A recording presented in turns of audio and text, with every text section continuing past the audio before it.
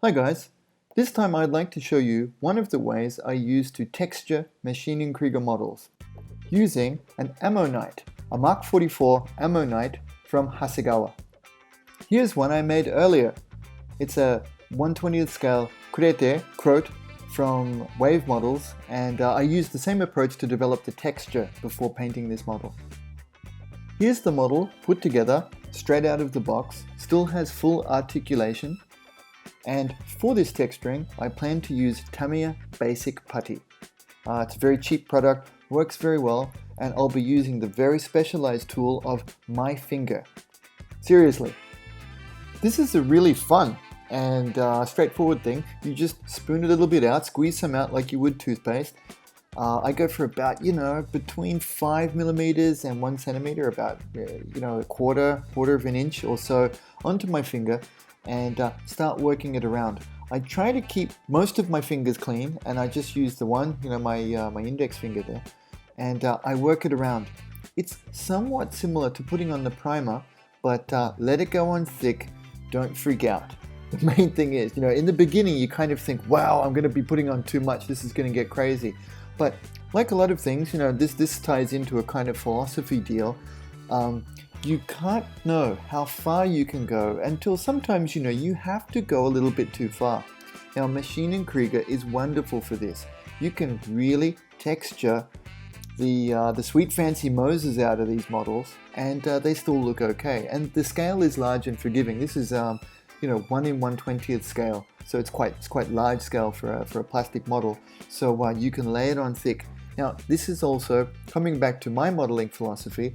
It's a recoverable process, in that if you do go too far, you can scale it back. It'll carve off, it'll sand off, and towards the end of the video I'll also show you a really quick way to smooth it off some parts that may not need it.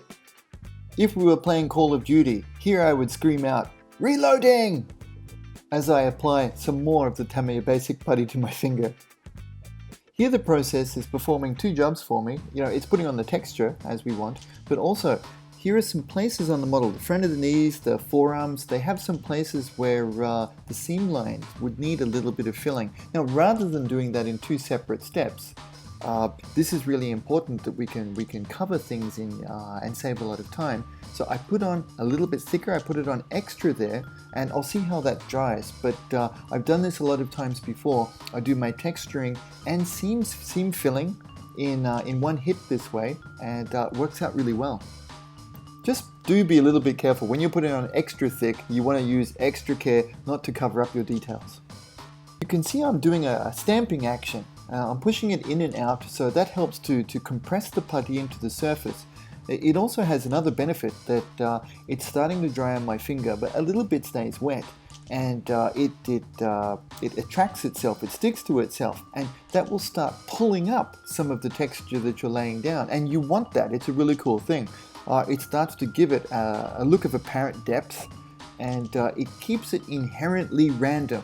In a way that you don't have to keep thinking about, which is nice. You're saving mental energy there.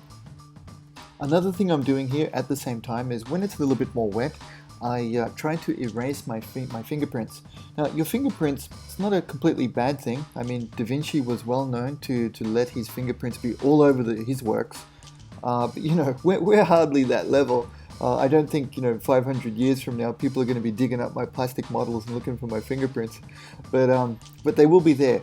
And with this scale, 1/120th scale, they add a certain amount of detail to it, but you've got to camouflage them in a way, so crisscross them over themselves with vertical models. Now our mecha robots and suits are all models that's based on verticality. They stand and run on their feet.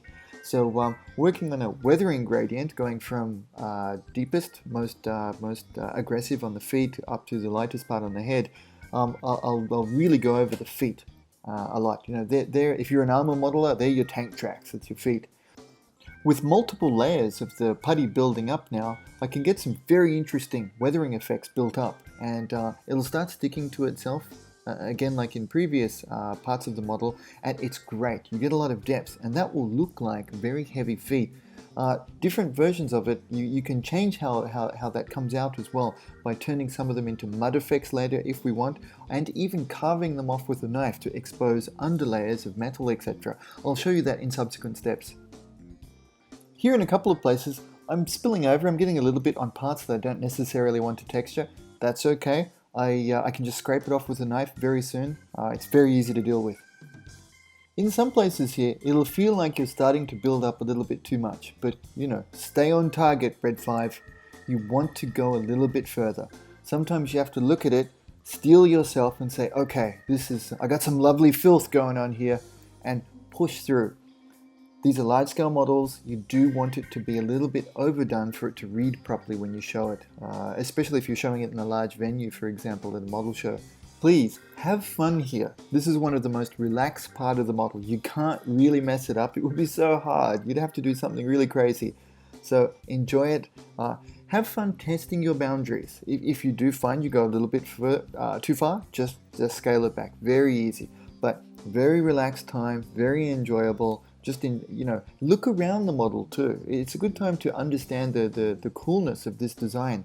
I mean, I've looked at these models a bunch of times, but I didn't really start to understand it until I'm getting my fingers in all of the different places and really checking it out. So I've got a new level of understanding of this, I guess, a tactile, kinesthetic, through my fingertips feeling for the model, and I appreciate it and respect it a lot. Ko Yokoyama sensei really is a genius to be putting these things together. Thank you very much, Yokoyama-san. Reloading! Worst joke ever. Working for some finer detail on this smaller plate here, it's not hard to do. I do it when it's a little bit more wet. I keep it a little bit tighter. I stamp it a little bit faster and keep my pattern. I'm stamping my finger closer to the last place I left off, if that makes sense. And you can produce a tighter pattern that way. Okay, here things are getting serious. But thankfully, this model, it's made really well. The engineering is very high quality, so it was easy to pull apart. I didn't glue the major structures together. It's got some polycaps to hold part of it together. So my finger, I couldn't get it into a couple of places, so I popped it apart here just to get those edges, because that's a detail place that will stand out. And I'm not careful about some of the shadow areas, but somewhere like this that's going to be nice and prominent on the model, good to get decent coverage in there. And then zoom around the rest of the model, rinse and repeat, and we're all done. Boom! After having all that fun, you'll probably find, like me, there's a couple of places that you'd like to clean up. Now I'll use some of this stuff. GSI Krios Super Thin Cement, the one with the blue cap.